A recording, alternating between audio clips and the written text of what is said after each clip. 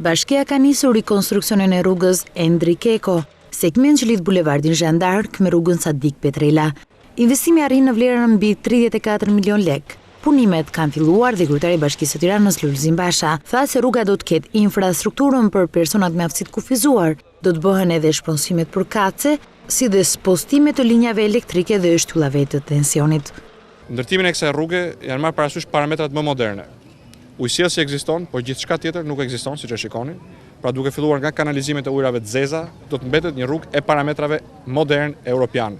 Dhe kjo do të reflektohet edhe në praninë kudo të rampave për personat me aftësi të kufizuara, në instalimin e të gjithë rrjetit nëntoksor të kablave, zhvendosin e rrjetit elektrik dhe 230 fidan të ri pemësh të mbjellë në këtë rrugë.